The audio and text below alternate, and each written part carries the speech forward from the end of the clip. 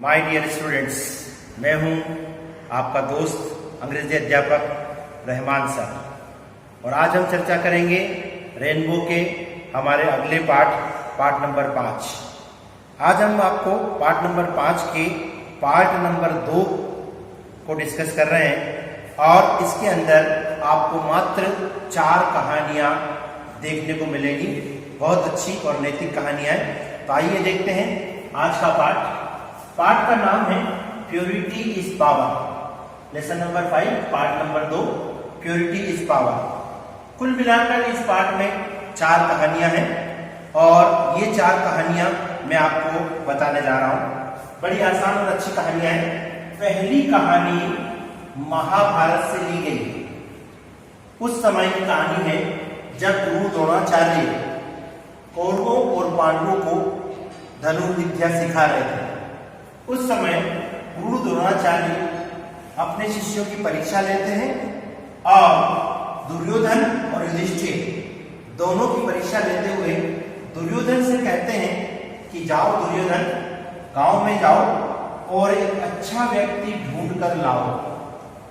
और युधिष्ठिर को कहते हैं युधिष्ठिर जाओ और एक बुरा व्यक्ति ढूंढ कर लाओ। दोनों गांव में जाते हैं। दुर्योधन को पूरे गांव में सभी व्यक्ति बुरे मिलते हैं और युधिष्ठिर को सभी व्यक्ति अच्छे मिलते हैं।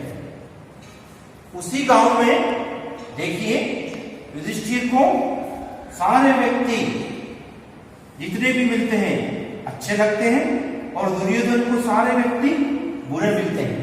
ऐसा कैसे हो सकता है कि एक ही गांव में सारे लोग अच्छे ही अच्छे हैं और उसी गांव में सारे लोग बुरे ही बुरे हैं? ऐसा क्यों होता है?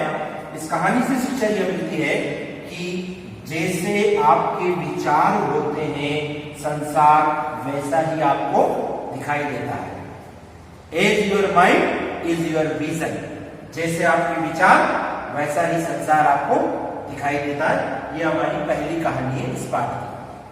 अब देखिए कहानी नंबर 2, दूसरी कहानी एक बाबा की है जिनका नाम है पावाहारी बाबा। वे साधु हैं और जंगल में एक कुटिया में रहते हैं। एक दिन एक चोर उनके कुटिया में घुस जाता है और रात को चोरी करता है। चोरी करके वो खाने की सामग्री उठाकर भाग जाता है। बाबा उसके पीछे पीछे जाते हैं और दौड़कर उससे कहते हैं, अरे भाई, तुम जो खाने की चीज लेकर जा रहे हो, खाना लेकर जा रहे हो, वो तुम्हारे लिए कम पड़ेगा। मैं तुम्हारे लिए और खाना लेकर आया हूं। ये लो, आराम से बैठो और पेट भर के खाओ। यह देखकर वह चोर बड़ा आश्चर्यचकित हो जाता है, शर्मिंदा होता है और जीवन में कभी भी चोरी नहीं करने का निश्चय करता है।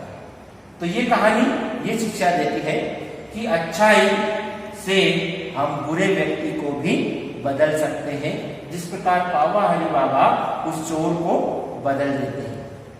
ये दूसरी कहानी है इस पाठ की। और आइए अब बात करते हैं तीसरी कहानी। तीसरी कहानी है ऋषि गौतम की कहानी। गौतम ऋषि जो बहुत बड़े तपस्वी थे, एक बार वे जंगल में तपस्या कर रहे थे तो तपस्या करते हुए एक हंस पेड़ के ऊपर आया और उसने उन पर बीट कर दी। बीट करने से ऋषि की तपस्या भंग हो गई।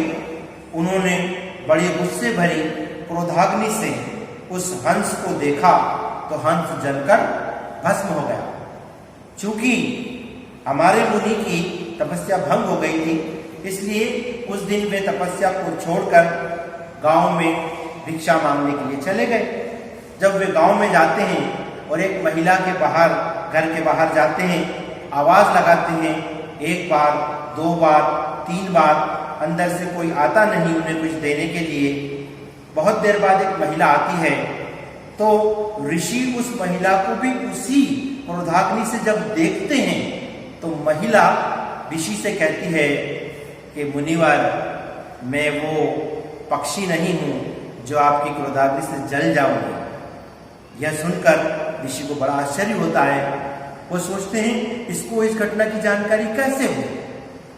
वह कहती है, मुनिवर, यदि आपको मुझसे भी अधिक जानकार व्यक्ति से मिलना है तो एक पता बताती है, एक गांव में जाओ, एक व्यक्ति आपको मिलेगा, उससे आप संपर्क करना, आपको और लाभ होगा।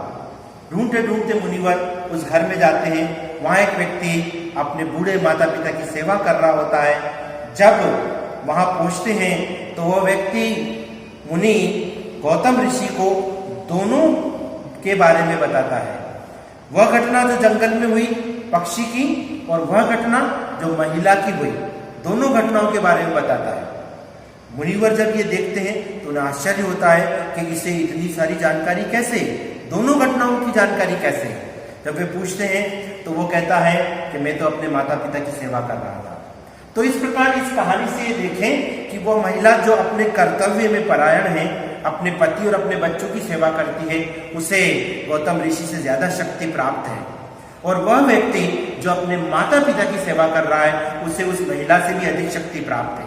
तो कहने का आशय ये, कहानी से शिक्षा ये मिलती है कि निष्कपट सेवा और कर्तव्य पूर्ति तपस्या से अधिक शक्तिशाली बनाती है।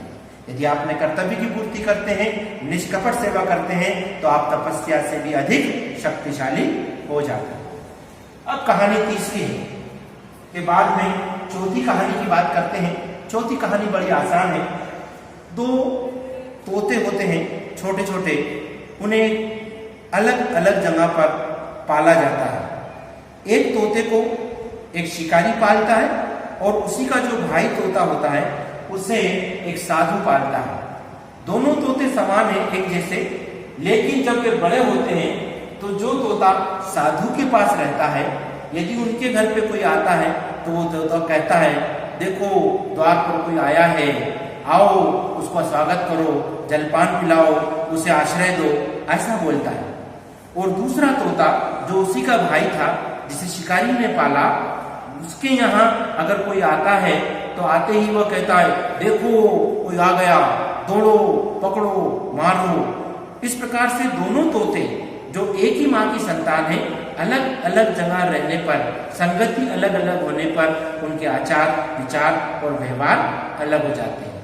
तो इस प्रकार से इस कहानी से ये शिक्षा मिलती है कि संगत व्यक्ति पर प्रभाव डालती है। यदि आप अच्छी संगत में रहते हैं तो आप पर अच्छा प्रभाव पड़ेगा, और आप बुरी संगत में रहते हैं तो आप पर बुरा प्रभाव पड़ेगा। ये चारों कहानियां केवल कहानियां हैं इस पाठ में, और हमें नैतिक शिक्षा देती हैं। इसलिए इस पाठ में अधिक कुछ समझाने वाली बात मुझे दिखाई नहीं देती। ये 4 कहानियां हैं, इन कहानियों को आप सुने और इन पर आधारित प्रश्न यदि होंगे तो हम आपको देंगे। तो मुझे आशा है आप अच्छे होंगे, स्वस्थ होंगे, कहानी को सुनेंगे, इनको न केवल सुनेंगे बल्कि इनसे शिक्षा लेकर अपने जीवन में उसे उतारने का भी प्रयास करेंगे। धन्यवाद। जय हिंद, जय भारत।